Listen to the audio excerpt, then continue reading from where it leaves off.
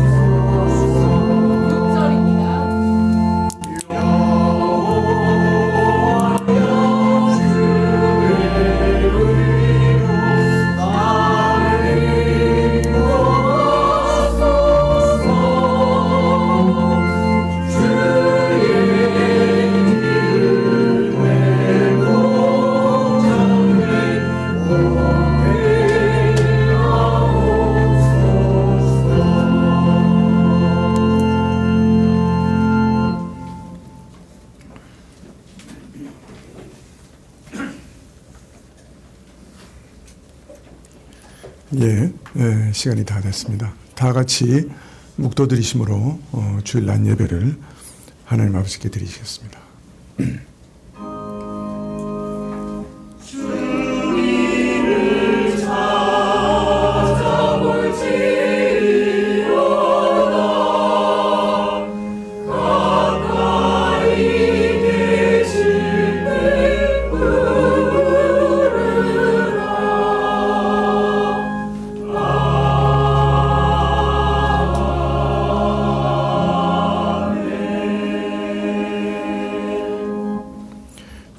여호와여, 주의 이름을 아는 자는 주를 의지하오리니 이는 주를 찾는 자들을 버리지 아니하심이니이다. 아버지 하나님, 오늘도 주를 의지하며 이 자리에 엎드렸습니다. 저희 모든 삶이 주의 복 주심으로 지탱되어 오니 주께서 복을 주시기를 이 시간에 기도합니다. 저희를 버리지 마시고 통촉하여 주시고 불쌍히 여겨 주십시오. 저희 모든 죄를 주님께서 사하셨다 하셨사온데 그 비밀을 우리에게 알리시고 저희로 그 안에서 자유케 하옵소서. 저희를 보혈로 덮어주시고 온전케 하옵소서. 예수님의 이름으로 기도합나이다. 아멘. 찬송가 1장입니다.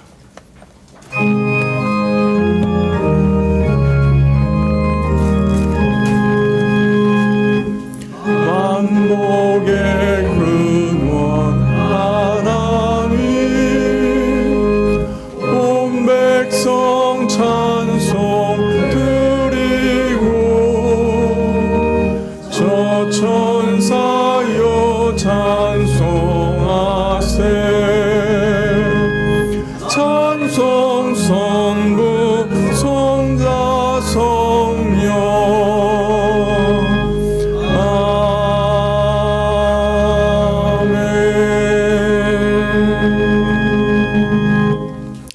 아멘. 교동문은 시편 5편 1절부터 7절까지 말씀입니다.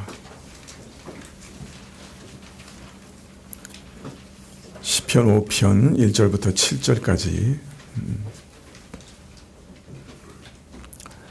여호와여, 나의 말에 귀를 기울이사 나의 심사를 통촉하소서.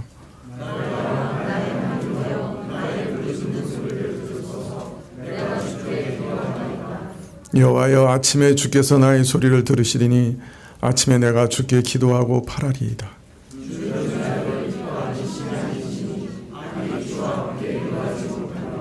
오만한 자가 주의 목전에 서지 못하리이다. 주는 모든 행악자를 미워하시며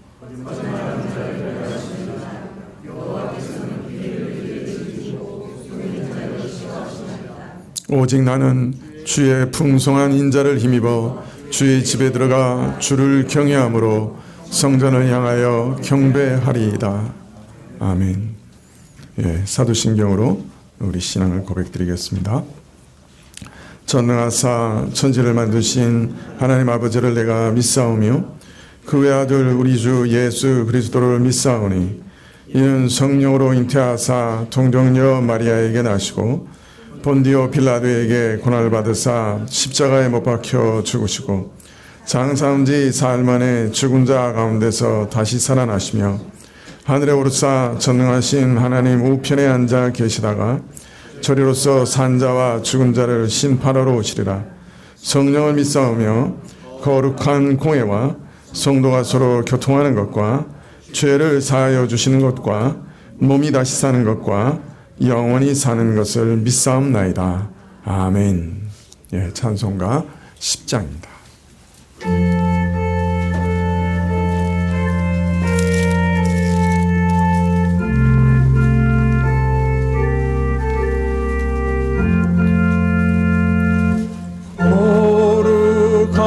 거룩하신 하나님, 삼립 주제 우리 주 말씀으로 만물을 주인이 창조하신 후 지으신 것 보시고 매우 좋다 하셨네. 전능하신 창조주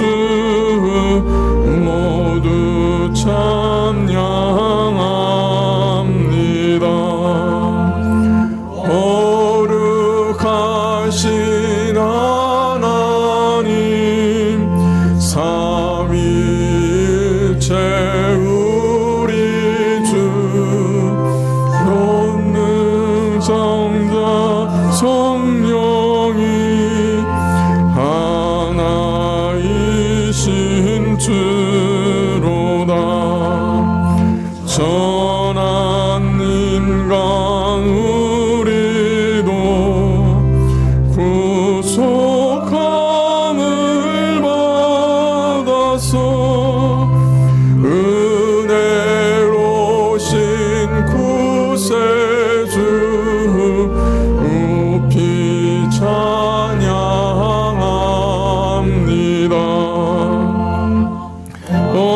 거룩하신 하나님, 만화의 왕 우리 주, 구속받은 만민이 주께 경배합니다. 성도들과 천사들 검은 고에 맞추어 영원하신 만유주 길이 찬양합니다.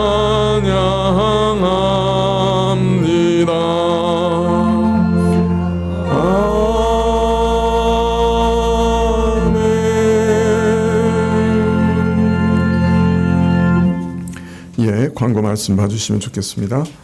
3월 구역 모임 일정이 나왔습니다. 믿음 소망 구역 3월 12일 오후 예배 후에 있고요.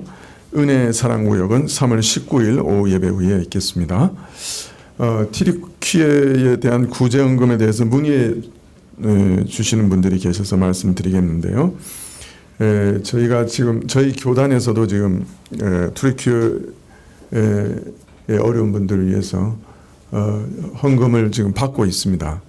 그런데 제가 이제 교단에 여쭤보니까 아직 어느 통로를 통해서 보내야 될지 그것은 확정하지 못했다 이렇게 얘기를 하시더라고요. 지금 그래서 저희도 좀 고민하다가 저희는 이게 교회들도 좀 무너진 곳이 있고 그래서 선교사님들을 통해서 직접적으로 좀 보내기를 원하는데 일단 보낼 수 있는 통로가 확실하게 된 다음에 헌금하고 보내자 그렇게 결정을 했습니다. 그래서 일단은 4월 달 9일 날 부활절 감사헌금으로 튀르키예에 보내기로 그렇게 결의를 했습니다. 그래서 그런 방식으로 이제 보내려고 결정을 했고요. 혹시 그래도 좀 미리 보내기를 원하시는 분들은 이렇게 신용할 수 있는 그런 단체들, 뭐 유네스코나 뭐 이런 좀 신용하는 단체들에게 먼저 보내주셔도 좋을 것 같습니다. 저희 교회는 부활절 날 이렇게 헌금을 하기로 결정을 했습니다. 이번 주 토요일 날 오전 10시 10분부터 여성도의 기도회가 있겠습니다. 여성도님들은 누구든지 참석하실 수 있는데요. 기억하시고 같이 기도해 주시면 좋겠습니다.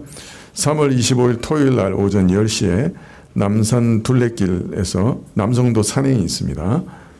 기억하시고 참여해 주시면 고맙겠습니다. 기도하시겠습니다.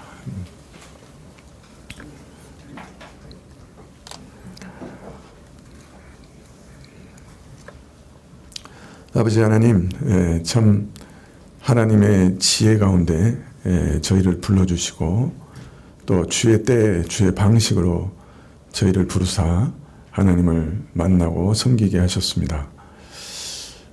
참 하나님께서 부르신 그 일이 얼마나 귀한 일인지요. 이 시간에도 저희 안에 많은 청년들 또 우리 자녀들 하나님께서 친히 불러주시기를 간절히 구합니다. 저희가 하나님께서 불러주셔서 오늘 이 자리에 모였습니다. 저희 마음으로 하나님께 예배드릴 때 하나님의 영광을 저희에게 보여주시기를 원합니다. 저희 안에 주의 말씀을 들려주시고 주의 전능하심을 드러내시고 또 저희 안에 새 생명이 분명하게 주의 뜻 가운데 드러날 수 있도록 허락해 주십시오. 아버지 하나님, 저희 삶이 참 하나님께 간구하며 주의 공급하심으로 살아가는데 저희 모든 성도님들 필요한 것들을 주께서 채워주시기를 원하고 또 넉넉하게 채워주셔서 교회와 이웃까지도 돌아볼 수 있도록 허락해 주시기를 간절히 구합니다. 너 연약한 자들을 위해서 기도하오니 주님, 질병 가운데 있는 자들 치료해 주시고 입원해 있는 자들 퇴원할 수 있게 해주시고 주님, 우리 노년에 있는 모든 권사님들과 연만하신 분들 건강을 특별히 지켜주시기를 원합니다. 새 학기에 또 새로운 학년을 맞아서 새로운 친구들과 선생님들을 만나는 우리 모든 자녀들, 특별히 초등학교에 또 중학교에 고등학교에 대학교에 들어가서 새로운 환경에 들어가는 모든 자녀들 주님께서 붙들어 주시고 주님, 악한 자들을 만나지 않도록 도와주시고 선한 자들과 교제하게 해주시고 좋은 선생님들 가운데서 사랑받을 수 있도록 허락해 주십시오. 주님, 잘 적응할 수 있도록 하나님께서 지혜와 또 건강을 주시기를 간절히 기도드립니다. 하나님, 오늘도 저희가 헌물을 드렸사온데 이 헌물을 주님께서 받으시옵소서. 저희 전부를 대표해서 드렸사오니 주님 받으시기를 원하고 또 저희 안에 찬송 드리는 것 주님 받으시기를 원하고 또 말씀을 허락해 주시기를 구합니다. 모든 것 주님께 의탁드리고 예수님의 이름으로 기도합나이다. 아멘. 예, 말씀은 골로새서 2장 13절부터 15절 말씀입니다.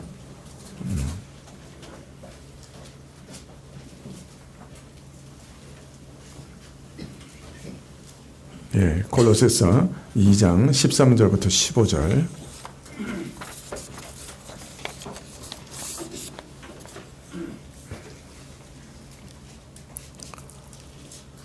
예, 신약 326쪽인데요. 골로새서 2장 13절부터 15절입니다.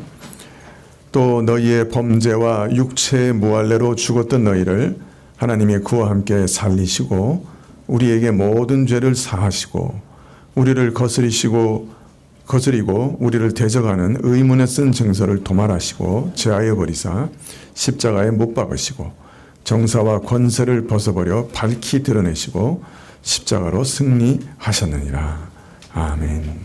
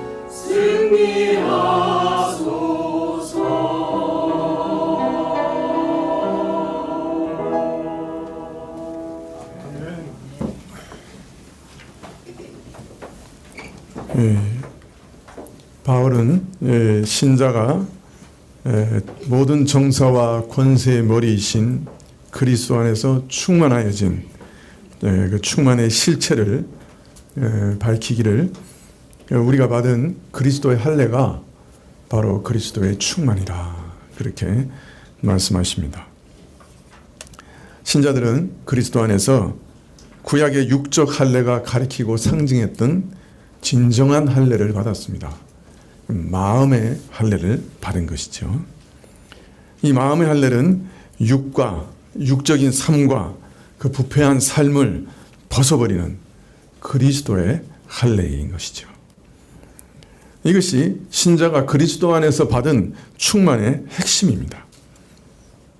자, 이어서 이 할례가 주어진 구체적인 방식에 대해서 말씀하시기를 너희가 세례로 그리스도와 함께 장사 지내되고 그 안에서 함께 일으키심을 받은 것이다. 그렇게 말씀합니다. 먼저 신자들은 처음 믿을 때 그리스도를 부활케 하신 그 하나님을 처음 믿을 때 성령의 세례를 받음으로 그리스도와 연합하게 되고 또 이 연합으로 인해서 우리 옛사람은 죽고 또 새사람으로 일으킴을 받아 새사람으로 살아가게 됩니다. 그리고 이것을 물 세례를 통해 공적으로 고백하게 되죠. 이처럼 우리 믿는 자들이 육적 몸을 벗어버리고 부패한 육적 성품에 매여 사는 데서 벗어나서 새 사람으로 살게 된 이것이 그리스도께서 친히 행하신 마음의 할례, 그리스도의 할례인 것입니다. 바울은 지금 세상 철학이나 학문과 그리스도 안에서 얻는 지식의 차이에 대해서 밝히시면서 우선 우리가 이런 할례를 받은 사람, 즉 세상 학문과 전통, 인간의 굴레, 세상의 틀, 죄와 마귀의 영향으로 일그러진 왜곡된 지식에서 완전히 벗어나 새로운 삶을 살게 된 그리스도 안에서 그 지식마저도 새로워진 사람이라고 하는 것을 지금 밝히고 있는 것이죠. 그리스도 안에서 얻은 지식은 신성의 모든 충만이 그 안에 거하시는 그리스도로 말미암아 신자 역시 충만해지는 그 변화, 옛사람이 죽고 새사람으로 다시 사는 그 근본적인 변화에 기반을 두고 있기 때문에 이 지식은 이제 사람과 세상의 틀을 뛰어넘어 죄와 그 악한 영향의 왜곡에서부터 자유로워진 그런 지식이라 가르쳐주고 계십니다. 바울은 이처럼 우리가 그리스도 안에 얻게 된 충만함의 본질에 대해서 말씀하신 후에 이 영적 할례가 우리에게 주어진 이 영적 할례로 인해 우리에게 주어진 진정한 자유에 대해서 말씀하십니다. 13절에 또 너희의 범죄와 육체의 무할례로 죽었던 너희를 하나님이 그와 함께 살리시고 우리에게 모든 죄를 사하시고. 먼저 바울은 골로새 교인들이 믿기 전에 처해 있었던 상황에 대해서 말씀합니다. 너희의 범죄와 무할례로 죽어 있었다. 아니, 살아서 움직였는데, 그죠? 근데 죽어 있는 상태였다. 그렇게 말씀하고 계세요.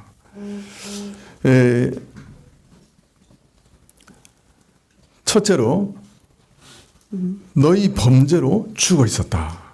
이것을 에베소서에서는 더 깊이 가르쳐 주시기를 에베소서 2장 1절에 이렇게 말씀합니다. 너희 허물과 죄로 죽었던 너희를 살리셨도다. 그때 너희가 그 가운데서 행하여 이 세상 풍속을 쫓고 공중의 권세 잡은 자를 따랐으니 곧 지금 불순종의 아들들 가운데 역사하는 영이라. 정에는 우리도 다 그 가운데서 우리 육체의 욕심을 따라 지내며 육체의 마음에 원하는 것을 하여 다른 이들과 같이 본질상 진노의 자녀였더니. 우리는 우리 죄로 인해 하나님 앞에서 하나님을 향해서 죽어 있었습니다. 하나님이 우리를 진노의 대상으로 보셨습니다. 그래서 하나님 앞에서 우리가 죽어 있었던 것이죠. 자, 그런데 이 죽음의 더 깊은 이면을 드러내시되 그때 우리는 하나님을 몰랐고 하나님 앞에서 죽어 있었을 뿐 아니라 더 심각한 것은 공중의 권세 잡은 자, 악한 영들의 지배를 받고 있었다. 마귀가 시키는 대로 살았다. 그래서 그 영들의 미혹과 충동을 따라서 세상 풍속을 쫓아 살았고 세상 사람들이 살아가는 그 모습 그대로 그 세상의 사고방식을 따라서 그렇게 살았고, 하나님께서 우리 양심에 명하시는 명령들, 우리 양심을 통해 명하시는 명령들을 불순종하면서 살았고, 악한 영들이 우리 안에 불어넣는 육체의 욕심, 정욕을 따라 살았다. 내 마음대로 내 욕심을 따라 자유롭게 사는 것 같지만 실상은 그 욕심을, 우리 충동을 우리 안에 던져넣는 악한 영들의 조종과 지배를 받고 살았다. 그렇게 말씀하고 계시는 거예요. 참 무서운 일이죠. 성경이 아니시면 이 믿지 않는 자들 안에 역사하는 이러한 영의 역사, 이런 이면을 결코 알 수 없을 거예요. 그런데 성경이 말씀하시기를 믿지 않는 사람들이 자유롭게 자기 마음대로 사는 것 같지만 아니라는 거예요. 사실은 악한 영들에게 이렇게 갇혀 산다는 거예요. 그들이 욕망과 충동과 욕심을 계속해서 불어넣는 것은 그냥 내 마음대로 내 뜻대로 사는 것 같지만은, 그 욕심을 따라 사는 것 같지만 사실은 그 악한 영들의 조종을 따라 살아가는 것이다. 그래서 하나님 앞에서는 정말 죽은 자요, 잃어버린 자들이었다. 자, 바울은 이런 자들의 삶의 모습을 또 이렇게 묘사했습니다. 로마서 1장 28절 이하에 이렇게 말합니다. 또한 저희가 마음에 하나님 두기를 싫어하며 하나님께서 저희를 그 상실한 마음대로 내어버려 두사 합당치 못한 일을 하게 하셨으니 곧 온갖 불의와 악행과 탐욕과 악의로 가득한 자요, 시기와 살이와 분쟁과 시기와 저기로 가득한 자요, 사기와 저기로 가득한 자요, 수군거리는 자요, 중상하는 자요, 하나님을 미워하는 자요, 불손한 자요, 오만한 자요, 자랑하는 자요, 악을 꾸미는 모략꾼이요, 부모를 거역하는 자요, 우매한 자요, 신의가 없는 자요, 무정한 자요, 무자비한 자라. 저들은 이와 같은 일을 하는 자들은 주고 마땅하다는 하나님의 공정하신 법도를 알면서도 자기들만 이런 일을 하는 것이 아니라 이런 일을 저지르는 사람을 옳다 한다. 우리가 믿기 전에 우리 마음이 항상 이쪽으로 이렇게 기울어져 있어요. 탐욕, 불의, 악함, 사기, 부모를 거역하는 것, 무정한 것, 미워하는 것, 시기하는 것, 그 마음의 생각이 가만히 놔두면 저절로 이쪽으로 기울어지는 거예요. 그래서 우리 마음을 가만히 살펴보면 선한 것으로 가득 차 있는 게 아니고, 사랑으로 가득 차 있는 게 아니고, 이런 미움과 악의와 적의와 탐욕으로 가득 차 있는 거예요. 그래서 누가 우리 마음을 꽉 찌르잖아요. 그러면 어떻게 됩니까? 사랑, 자비, 충성, 온유, 절제, 막 이런 게 팍 쏟아지는 게 아니고, 누가 우리 마음에 꽉 상처를 내면 그 속에서 정체를 드러내는데 시기, 미움, 질투, 분노, 원망, 살이, 이런 것이 확 쏟아져 나오는 거예요. 누가 꽉 찌르면 정체를 드러내는 거죠. 가만 놔두면 괜찮은 것 같은데 누가 꽉 찌르면 그냥 확 드러나요. 네.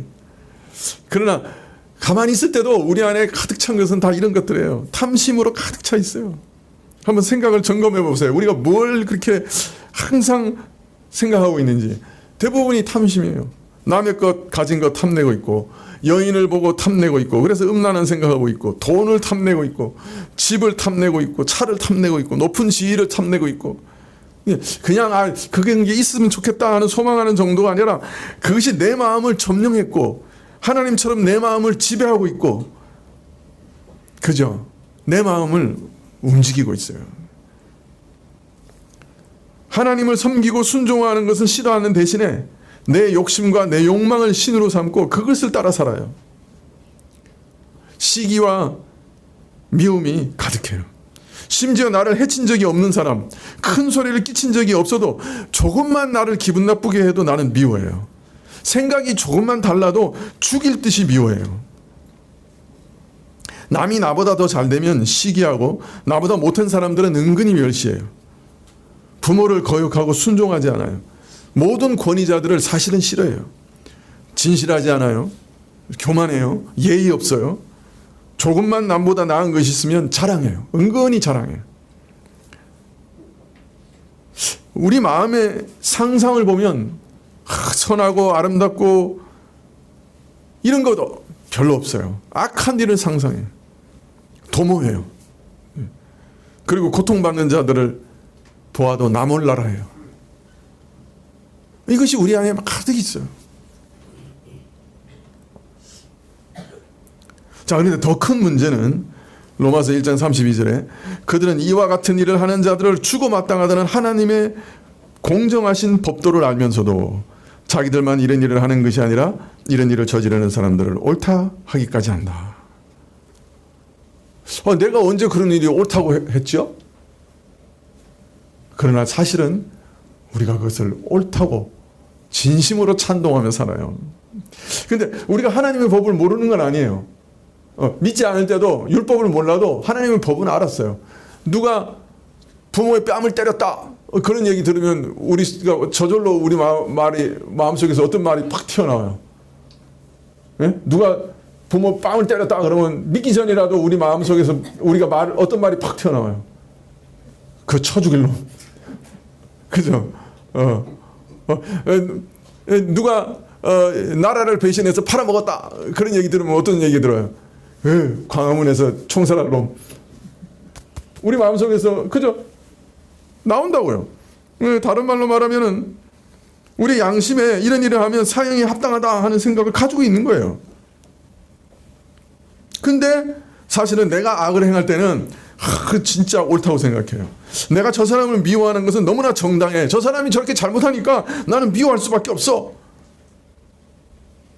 내가 그래서 저 사람을 험담하는 것도 합당한 일이야. 저 사람 잘못한 거 아니야. 그 사람들이 알아야지. 내가 너무 하고 싶은 일들 부모가 못하게 하는 것, 내가 그래서 부모를 속이고 거역하는 것 어쩔 수 없는 일이야. 내가 탐내는 저 여인을 얻기 위해서 무슨 일이라도 하는 것, 스토킹하는 것, 그 일이 왜 나빠? 저 사람 회사 돈을 횡령했는데 수천억을 해먹었네. 난 놈일세. 왜 나는 그런 기회가 오지 않지? 이것이 우리가 죄 아래에 있는 우리 모습이에요. 다른 사람이 그런 일을 하면 죽일 놈 그러지만은 내가 할 때는 정당해요.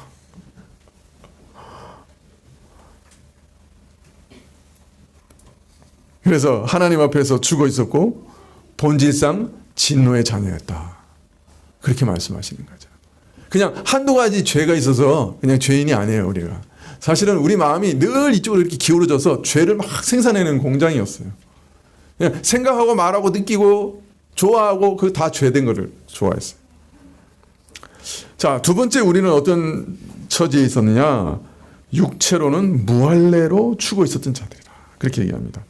할례 받지 못한 이방인이었다. 이거 참 굉장히 지금 우리한테는 별로 이렇게 실감 나지 않는 말이지만은 이 말은 무슨 말이냐면 하나님께서 아브라함에게 주셨던 그 구원의 약속하고는 아무 상관없는 사람이었다. 외인이었다는 그런 뜻이에요. 하나님께서 구원의 약속을 아브라함에게 주셨어요. 인류를 구원할 약속을 아브라함에게 주셨는데 근데 우리는 그거하고는 아무 상관이 없었어요. 아브라함의 자손이 아니었기 때문에. 그래서 에베소서 2장 12절에서는 그때 너희는 그리스도 밖에 있었고 이스라엘 나라 밖에 사람이고 약속의 언약들에 대해서는 외인이요 세상에는 소망이 없고 하나님도 없는 자였다. 하나님의 언약 밖에 있었고 그래서 그리스도 밖에 있었어. 하나님의 은혜, 그리스도께서 베푸시는 구원의 은혜하고는 나는 아무 상관이 없는 사람이었어. 내게 약속이 주어지지 않았어. 이스라엘 밖에 있었고 이스라엘에게 주었던 그 구원의 언약과는 상관없는 사람, 낯선 사람. 그렇기 때문에 세상에서 어떤 구원의 소망도 없었어요. 물론 하나님도 없었어요. 그런데 하나님께서 그리스도가 십자가에 죽으신 이후에 이 구원의 언약을 모든 사람들, 이스라엘뿐만 아니라 이제는 모든 이방인들에게까지 열어주신 거예요. 이것이 또 얼마나 큰 은혜인지 몰라요. 이것이 정말 얼마나 큰 은혜인지 몰라요. 원래 이스라엘에게 주셨던 그 언약을, 구원의 언약을 이제 예수님 이후에 모든 사람에게 열어주신 거예요.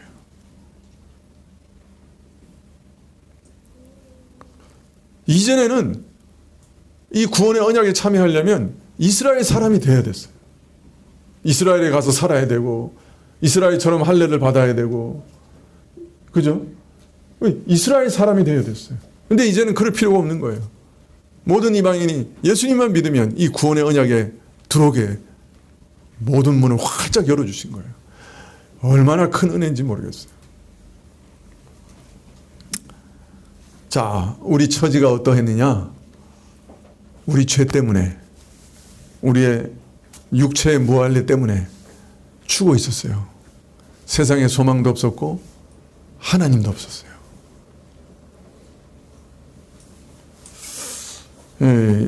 1979년 가을 어느 날, 아마 제 기억으로는 9월 14일이라고 기억하는데, 제가 요한계시록에 대한 책을 읽고 있었습니다.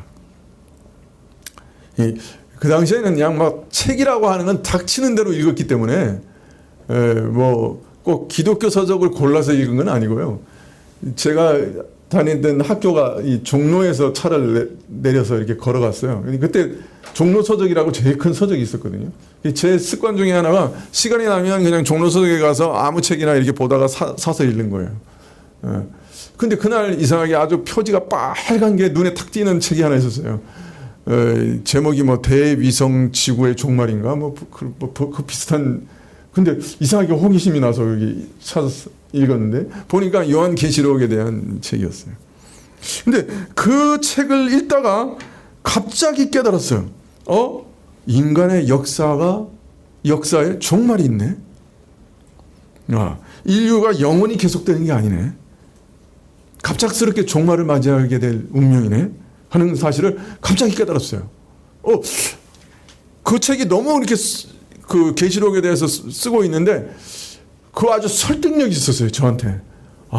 인류 역사가 종말이 있구나. 영원히 계속되는 게 아니구나. 그런데 마지막에 예수 그리스도의 대심판이 있구나 하는 것을 그 책을 통해서 갑자기 깨달았어요. 동시에 내가 지금 하나님의 무서운 진노 아래 있는 사람이구나 하는 것을 발견했습니다. 내 죄로 인해서 하나님의 진노 아래 있구나. 이대로 가면 마지막 날 하나님의 무서운 심판을 피할 길이 없구나 하는 것을 갑자기 깨달았어요. 내 마음속에 스쳐 지나가는 한 가닥 탐심이나 한 가닥 음란한 마음으로도 영원한 형벌을 면할 수가 없구나. 하나님의 영원한 명령을 내가 어겼으니 영원한 형벌을 면할 길이 없구나 하는 것을 깨달았습니다. 내 궁극적인 운명이 무서운 지옥에서 영원한 형벌을 받는 것이라. 하나님의 진노의 자식이라. 그리고 내가 그리스도와 단 한 번도 인격적인 어떤 관계를 맺어본 적이 없구나 하는 것도 발견했습니다. 그 이전에 성경책도 읽었어요. 사복음서는 어느 정도 아주 익숙한 편이었어요. 다윗과 요나단의 얘기를 아주 좋아했어요. 교회에 나가서 눈물로 기도한 적도 있고 예배도 드렸죠. 그러나 예수님을 한 번도 인격적으로 만난 적이 없고 인격적인 어떤 관계를 맺어본 적도 없었어요. 그 책을 읽는 순간 어느 날 갑자기 그 책을 읽는 순간에 갑자기 깨닫게 된 거예요. 이 모든 사실을. 그때 얼마나 놀랐는지 몰라요. 얼마나 두려웠는지 몰라요. 내가 하나님의 진노의 대상이구나. 심판의 대상이구나. 하나님과 끊어져 죽어 있구나. 그때 엄습해왔던 두려움을 저는 지금도 기억합니다. 공포가 내 마음 깊숙한 곳에 갑자기 찾아왔어요. 아주 등골이 서늘했어요. 정말 영원한 하나님으로부터 떨어져 지옥으로 떨어지는 것 같은 아득함을 느꼈어요.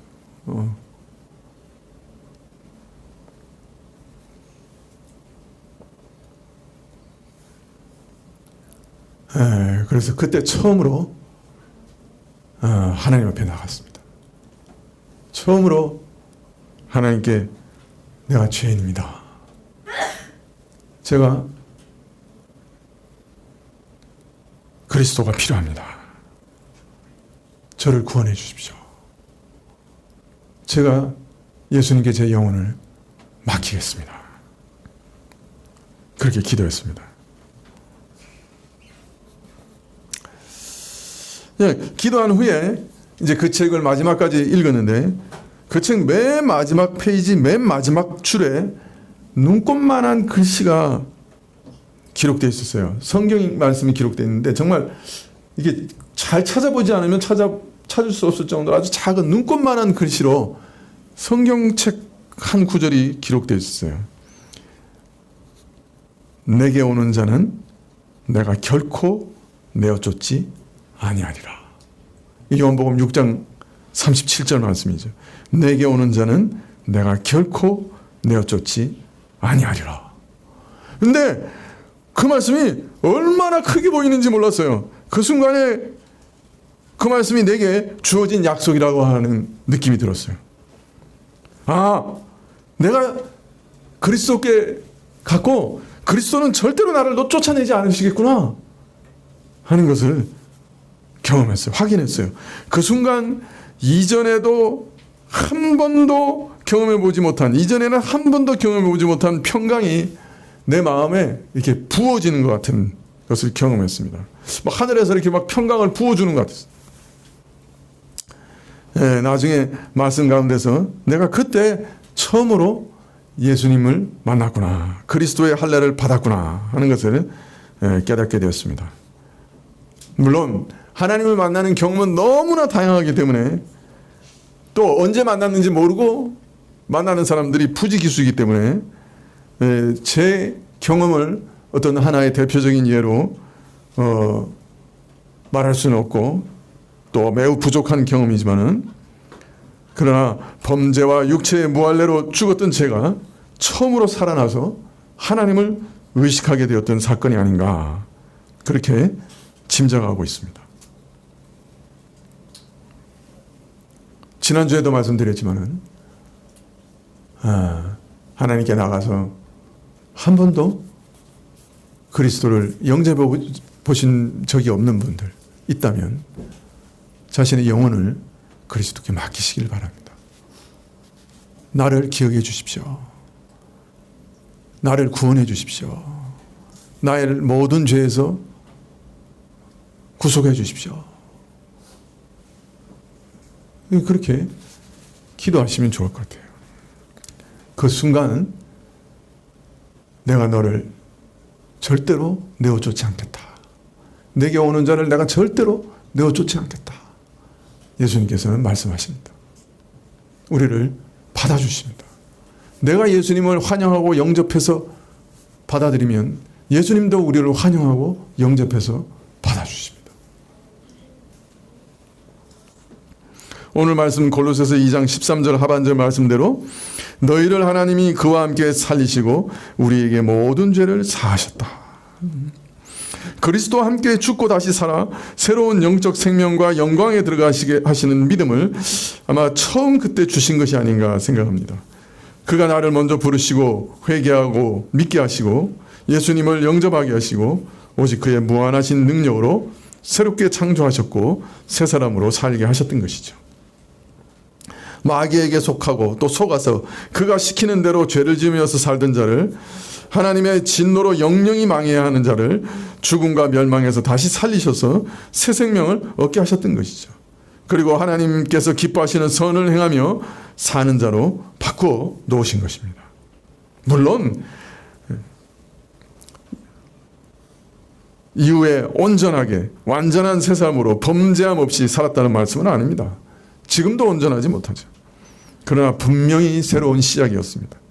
하나님을 내 삶 속에서 의식하기 시작했습니다. 나는 분명 하나님과 교통하는 일을 그 이후에 배우기 시작했습니다. 하나님의 말씀을 읽고 하나님의 말씀의 뜻을 묵상하는 일을 시작했습니다. 물론 순탄하지는 않았습니다.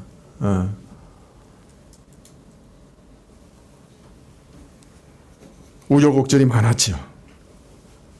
그러나 하나님께서 불러주셔서 지금까지 왔습니다. 이후로 성경을 알아가면서 내 모든 죄를 사하셨다는 말씀이 무슨 의미인지 알게 됐습니다. 예수님께서 십자가에서 고난받으실 때 참 사람으로부터도 고난받으셨지만 3시간 동안 온 땅이 흑암에 갇히고 예수님께서는 하나님으로부터 고난받으시고 형벌받으셨죠. 하나님으로부터 참으로 버림받으셨죠. 끊어지셨죠. 내가 내 죄 때문에 버림받고 끊어져야 되는데 내 대신 예수님께서 지옥의 형벌을 십자가에서 다 받으셨습니다. 예수님께서 십자가에서 외치셨죠. 엘리 엘리 라마 사박다니, 하나님 하나님 왜 나를 버리시나이까. 하나님께서는 그때 예수님을 자신의 아들로 보시는 것이 아니라 우리 모든 죄인의 죄를 대신 짊어진 죄인으로 보시고 하나님의 모든 진노를 예수님께 쏟아 부으셨습니다. 죄로 인해 그리스도는 하나님으로부터 버림받으셨고 하나님과 끊어졌고 우리 죄인들이 받아야 할 지옥의 모든 심판을 예수님께서는 그 순간에 받으셨습니다. 하나님의 진노를 다 받으셨습니다. 따라서 이제 나는 내 죄로 받을 심판이 하나도 남지 않게 됐습니다. 내 죄가 다 깨끗하게 용서함을 받았지요. 여러분, 모든 믿는 자들은 모든 죄가 다 용서함을 받았습니다. 하나님께서는 우리 죄를 단 하나도 남겨놓지 않으셨습니다. 그것이 어떤 죄든지 간에 어떤 종류든지 간에 얼마나 심각한 죄든지 간에 전부를 용서해 주셨습니다. 그 전부를 그리스도 십자가 위에 쏟아 부으셨습니다. 진노를, 심판을 이제 우리에게는 쏟아 부으실 것이 없습니다. 그리스도와 함께 살림받은 모든 자에게 그래서 이제는 무한한 용서가 주어지고 있습니다. 믿으십니까? 우린 그 용서를 믿는 겁니다. 그래서 우리가 날마다 우리 죄를 고백할 수가 있습니다. 날마다 우리가 지은 죄들을 회개하면서 고백하면서 우리는 그 십자가의 영원한 용서를 오늘도 실제로 경험합니다. 실제로 체험합니다.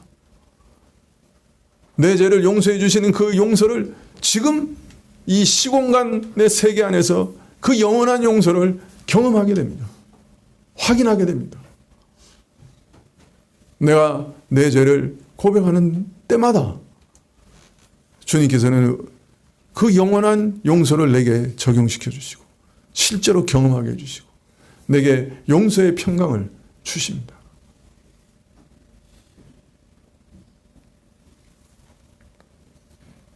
(14절에서는) 하나님께서 우리 죄와 허물을 사하시는 하나님의 용서에 대해서 더 자세히 설명하십니다. 14절에 우리를 거스리고 우리를 대적하는 의문에 쓴 증서를 도말하시고 제하여 버리사 십자가에 못 박으셨다. 우리에 대해서 쓴 증거의 문서가 있다. 빚 문서가 있다. 율법의 계명에 비추어 우리를 정죄하는 문서, 증서. 우리 죄를 조목조목 기록하여서 우리로 하여금 죄인이라 정죄하고 증거하는 그 문서를 도말해 버리셨다. 완전히 없애버리셨다. 십자가에 못 박아 없애버리셨다. 그렇게 말합니다. 내가 하나님 앞에 나가려고 하면 율법으로 정죄받고 그래서 죽을 죄인이라는 사실이 우리 걸음을 가로막습니다. 율법이 나를 정죄합니다. 내가 죽을 죄인이라고 하나님의 계명이 나를 정죄합니다. 하나님 앞에 나갈 수가 없습니다. 그런데 하나님께서는 이 죄값을 치러야 하는 빚증서를 나를 가로막는 이 채무증서를 십자가에 완전히 못 박아 처리하셨습니다. 완전히 죄의 채무에서 심판에서 자유롭게 하셨습니다. 왜? 죄의 형벌을 예수님 다 받으셨으니까. 이자는 그 죄로 인해 형벌받아야 마땅합니다. 고발하는 모든 고발장들을, 빈 문서들을 다 소멸해버리셨습니다. 없애버리셨습니다. 그리스도께서 믿는 자의 죄를 대신하여 죽으셨다는 것은 십자가에 우리 죄의 증서를 못 박아 처리하심으로 모든 빚이, 죄의 빚이, 모든 죄의 형벌이, 모든 죄의 저주가 처리되게 하신 것을 뜻하는 것입니다. 십자가는 이처럼 빚 증서를 도말하고 어느 누구도 이제는 우리 보고 빚 갚아라, 죄값을 갚으라 요구할 수 없게 하신 거예요. 고발장이 없어요. 빚 증서가 없어요. 이처럼 그리스도를 믿는 사람, 그의 은혜를 붙들며 자기를 의탁하는 사람, 그런 사람은 그리스도께서 그 죄를 조목조목 기록한 증서들, 우리 죄에 대한 증거를 십자가에 못 박아 없애버리셨다 말씀합니다. 얼마나 놀라운 말씀입니까? 이제 우리를 정죄하는 어떤 문서도 온 우주에 존재하지 않습니다. 우리를 고소하는 어떤 고소장도 이 세상에 없습니다. 어떤 문서도 어떤 증거도 이제 더 이상 남아있지 않습니다.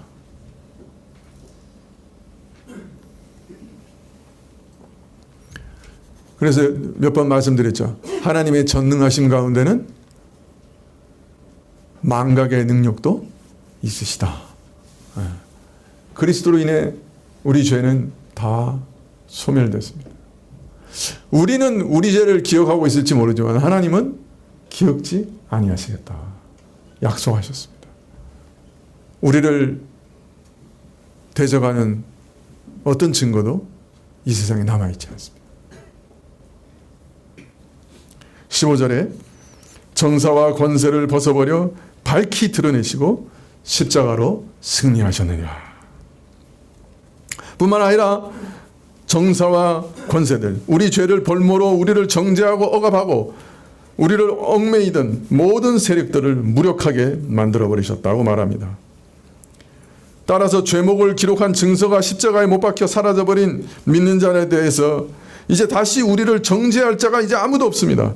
우리를 노예 삼아 부릴 수 있는 어떤 권세도 세력도 영도 존재하지 않습니다. 그리스도 안에 있는 자를 정죄할 권세는 더 이상 남아있지 않습니다. 양심을 공격하고 우리를 고소할 어떤 자도 남아있지 않습니다. 마귀는 종종 불화살을 쏩니다. 너 그렇게 범죄하는데, 너 매일 그렇게 죄 짓는데 하나님의 아들이라고 할 수 있어? 네가 천국 가겠냐? 그러나 우리는 확신합니다. 그 우리를 속이는 거예요.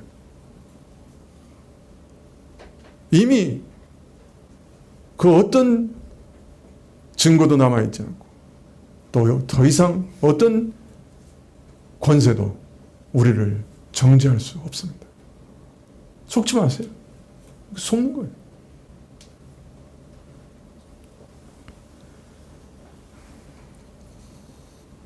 그리스도의 십자가는 이런 정사와 권세자들에 대해서 승리한 것입니다. 저들을 무력화시키셨습니다. 백성들의 모든 죄의 증서를 도말하시고 십자가에 못 박아 제거하시고, 그래서 저들을 정죄할 어떤 권세도 없게 만드셨습니다. 저들을 사로잡아 포로로 끌고 승리의 행진을 벌리셨습니다. 예수님이 십자가에서 이루신 그 구속의 능력과 권세가 이렇게 큰 겁니다.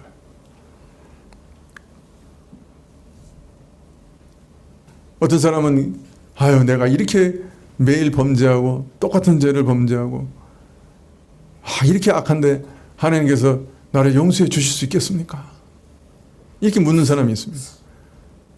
근데 그것은 예수 그리스도의 이 구원의 은혜를 모욕하는 말이라고 하는 것을 기억하셔야 됩니다. 그리스도께서 용서하지 못할 죄가 없습니다. 그는 우리 모든 죄를 위해서 십자가에서 죽으셨습니다. 여러분, 그리스도의 능력과 은혜를 모독하지 마세요.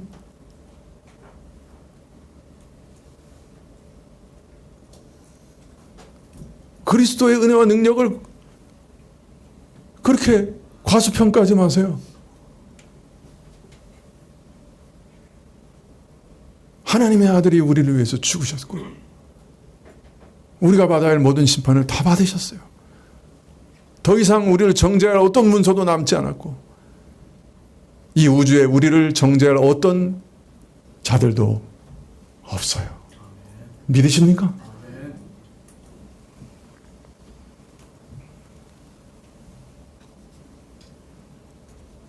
믿음으로 그리스도의 은혜를 붙잡고 죄인인 나 자신을 이 은혜에 부탁하는 자는 하늘이나 땅에서나 그 어떤 자들도 어떤 권세자도 우리를 정죄할 수 없습니다. 자, 그런데 세상 학문과 철학의 오류에 대해서 말씀하시면서 갑자기 왜 이 말씀을 하시는가? 그것은 우리가 그리스도와 함께 못 박힌 십자가는 모든 정사와 권세의 옷을 벗게 하고 그 지위와 권세를 박탈하는 일이요 저들을 포로로 사로잡아 끌고 가는 일입니다. 그러므로 세상을 움직이고 지배하는 모든 권세와 권위의 얽매임에서 죄로 일그러지고 뒤틀린 그 속박에서 우리는 이제 완전히 자유케 되었습니다. 당연히 왜곡된 지식에 있어서도 자유롭게 되고 새로워졌습니다. 여기서 말하는 정사와 권세는 정치적 권력만 뜻하는 것 아니요 세상 사람들을 지배하는 갖가지 종류의 힘, 영적인 권세, 지적인 힘, 윤리, 도덕, 사회적 관습 이런 것들을 다 총칭해서 말하는 것이라 할 수 있습니다. 이것들로부터 우리는 완전히 자유케 됐습니다. 우리를 지배하는 그런 힘들을 예수님께서는 십자가로 무력하게 하셨습니다. 그러므로 우리는 지식에까지도 완전히 자유케 된 것이죠. 죄에 대해서 자유케 되었을 뿐 아니라 세상에 오류가 가득한 잘못된 지식에서부터 자유롭게 된 것입니다. 따라서 신자는 지식의 영역도 그리스도 안에서 입은 이 근본적인 영적 변화에 결정적인 영향을 받았고 자유롭게 되었기 때문에 이런 잘못된 권세에서 노임을 받았기 때문에 이제는 이 지식의 영역도 그리스도께 복종시켜야 한다라고 바울은 지금 말하고 있는 것이에요. 그래서 지식의 영역을 말하다가 계속해서 그리스도께서 우리를 자유케 하신 일, 또 그것을 어떻게 행하셨는지, 또 그것이 무엇을 의미하는지 쭉 말씀하셨던 것입니다.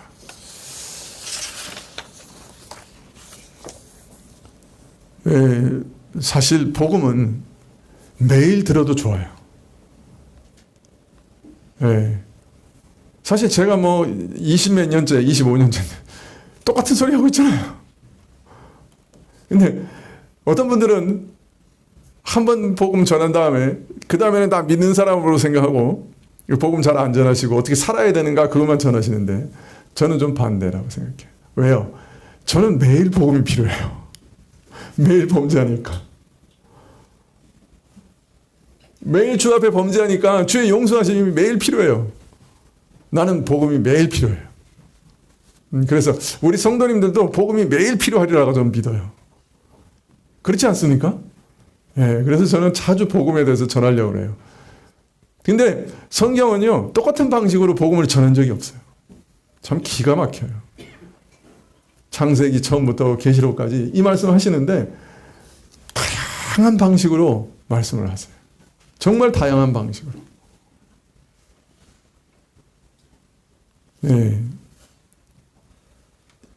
그만큼 이 일이 믿어지는 것이 참 신기한 일이기 때문에 그럴 수도 있어요. 하나님은 정말 다양한 방식으로 우리를 설득하고 계시는 거예요. 좀 너무 놀라운 일 아니에요, 사실? 우리 처지도 너무 무섭고요, 사실. 우리가 처해 있는 이 처지도 너무 무서워요, 사실은. 우리가 뭐 죄 짓는 거를 그냥 뭐 하도 밥 먹듯이 지으니까 우리가 사실 이게 뭐 죄 짓는 거에 대해서 크게 이렇게 뭐 생각하지 않고 뭐 이게 뭐 사람이라는 건 다 그런 것이지 이렇게 생각하지만은 제가 예전에 말씀드렸잖아요. 그 우리 교단의 목사님 중에 성인이라고 불리는 목사님이 계셨는데 그분은 지하철만 타면 성경을 펼쳐놓고 다 읽으세요. 그래서 내가 한번 물어봤어요. 목사님 어떻게 그렇게 지하철만 타시면 성경을 읽으세요? 그랬는데 그 목사님 내가 지하철에서 성경을 안 보면 아름다운 아가씨를 봅니다. 제가 지하철 타고 5분 만에 지옥 가기 충분한 죄를 범합니다. 그 말을 듣고 제가 약간 위로를 받았어요. 여러분, 우리가 그런 존재예요. 참 우리 처지도 참 무서워요. 근데 주의 구원은 더 놀라워요. 그죠? 주의 구원은 더 놀라워요. 우리가 받아야 할 지옥의 그 무서운 심판을 예수님께서 십자가에서 다 받으셨다. 얼마나 놀라워요. 그래서 성령님께서 우리에게 날마다 적용시켜 주세요. 그리스도를 우리에게 알려주시고 그리스도와 믿을 때 그리스도와 연합하게 하시고 그리스도께서 이루신 모든 구원을 우리가 다 얻을 수 있도록 적용해 주세요. 날마다 적용해 주세요. 그러니 어떻게 이 복음을 외치지 않을 수 있겠어요? 그죠? 제가 날마다 이 복음이 필요하니 저는 저를 위해서라도 외칠 수밖에 없습니다. 기도하시겠습니다.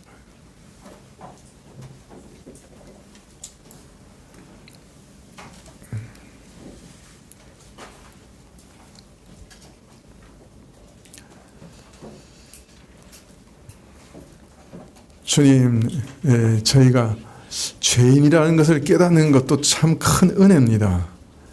주의 계명과 말씀이 저에게 비추오게 해 주십시오. 그래서 저희 처지를 알게 해 주십시오. 저희가 얼마나 무서운 처지에 있는 죄인인 것 발견하게 해 주십시오. 그러나 거기서 그치지 않게 해 주시고 그리스도의 복음의 환한 빛을 비춰 주십시오. 그리스도를 사랑하게 해 주십시오. 그리스도를 영접하게 해 주십시오. 그리스도께 우리 운명을 맡기게 해 주십시오. 이 일에 열심을 내게 해 주십시오. 그리스도를 알아가게 해 주십시오. 그리스도를 닮아가게 해 주십시오. 예수님의 이름으로 기도합나이다. 아멘. 196장 찬송하시겠습니다.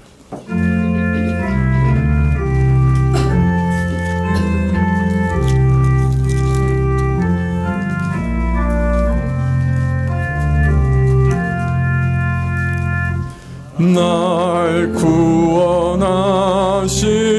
예수를 영원히 찬송하겠네. 저 죄인으로서 주께 와 죄 사유하심 받아라.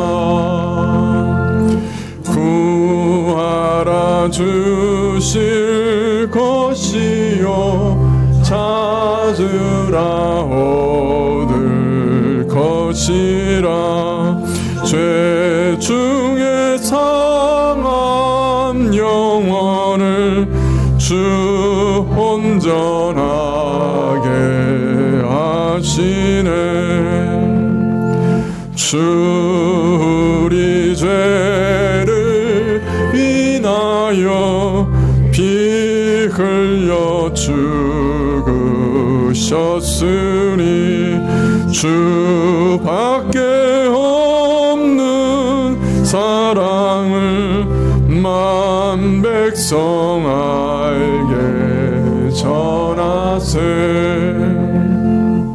주 예수 사랑 못 잊어 나 항상 눈물 흘리네. 이 세상 어디 가든지 내 주만 생각하도다. 목마른 자위 세매와 영생의 물을 마셔라. 내 주를 사랑한데도 늘 맘에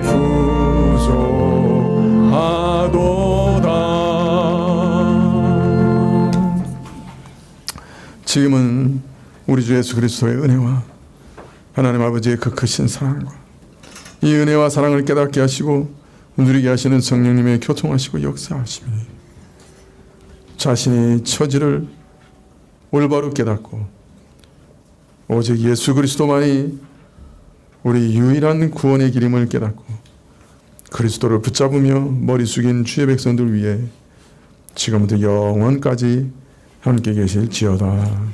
아멘.